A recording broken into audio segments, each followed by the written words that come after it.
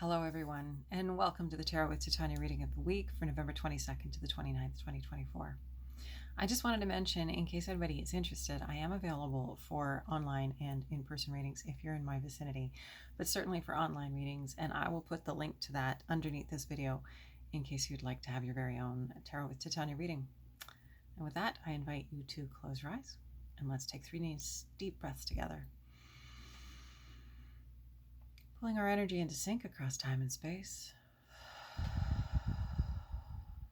and building a field of light.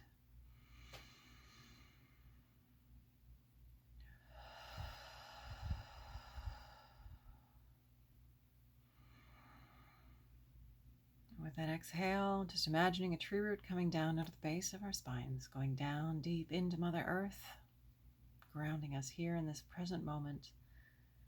And those roots also providing us with a conduit through which anything that no longer serves us can easily pass down into Mother Earth and become compost for our new good growth. Creator, this is your daughter Titania, and I'm here with all of your children, and we are about to do the reading of the week for November 22nd to the 29th, 2024.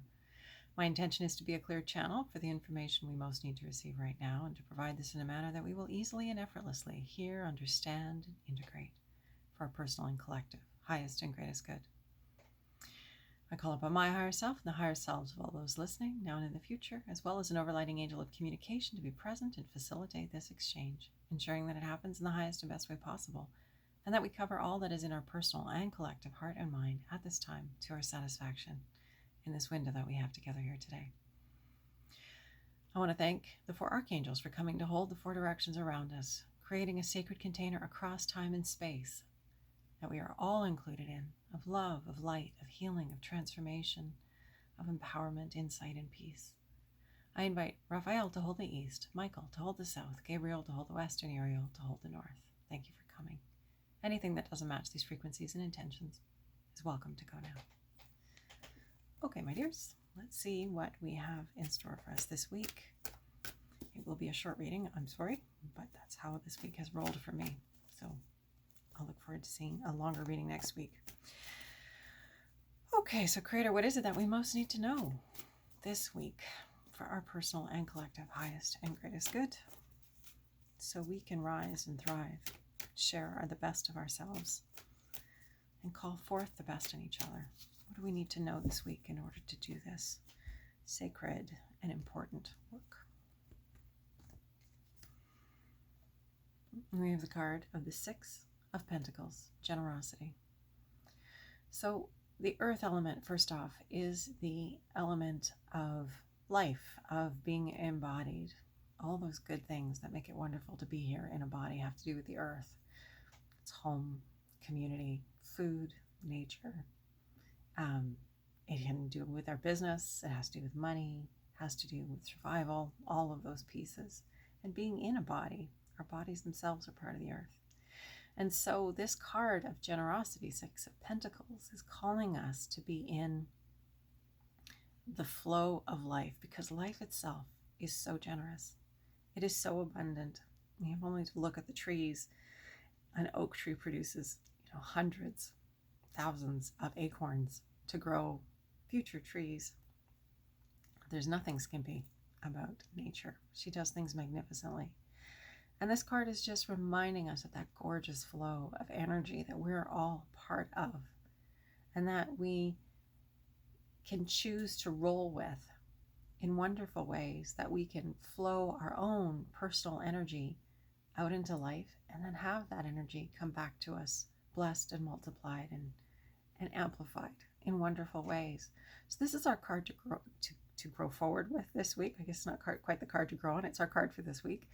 But this card, the 6 of Pentacles, of generosity, of what does generosity mean to us? How do we be generous? And how do we flow that life force out into the world so that it can come back to us amplified? Where can we give freely? Where can we give generously? And please don't think that I'm suggesting you tap yourself out and that you overgive, which is often something that women do. We are very generous in spirit. And what's generous for us maybe is to take care of ourselves first and to do what we need to do to survive and thrive ourselves. Because if our cup is empty, we have nothing left to give. So we do need to take care of ourselves, to be generous with ourselves first, and then be generous with everyone else. So this quality of generosity is up, and it's not just generosity with stuff, it's generosity of spirit, generosity of kindness, generosity of understanding, just generosity of space, spaciousness, to allow each other to just be where we are and to do what we're doing. And we know we don't have it all figured out. We're human. That's what we do. We bump into things and we fall down. And I'm working on this as much as all of us are. But we can be generous with ourselves and generous with others and just cut ourselves some slack and realize, yep, we're all human. We're all on this bus together, this beautiful planet, making mistakes, getting some things right, other things maybe not so much, and it's okay. And we're figuring it out, and we're going to get through this together, especially with the spirit of generosity and energy of generosity with us. And so this week, let's be generous with ourselves, with each other.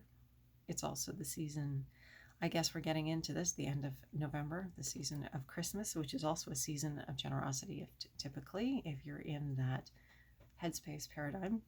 And if you're involved in another belief system, or tell me about your experience of generosity as a community, or what it is that you hold, because it's wonderful to inspire each other so that we have better ideas of what generosity could mean. We might have a belief system that is not sustainable around generosity, and knowing that there's more, there's other ways of seeing it, of doing it, of being it, and we can do it our way. We can be generous our way. And that's special too, because only we can be generous in our own unique way. And so with that, I hope this helps you this week to be generous with yourself and with others. I invite you to take a nice deep breath, pulling the spaciousness of generosity into our field,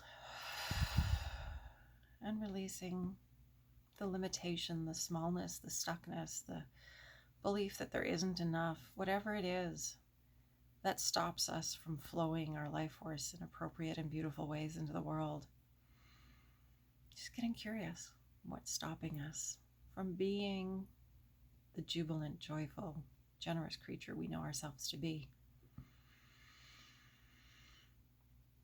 Creator, this is your daughter Titania. Thank you for this opportunity to once again come together with this amazing group of people who are holding space in the world, being themselves, being generous with their authentic expression, learning how to be better versions of themselves, learning how to hold higher frequency and energy.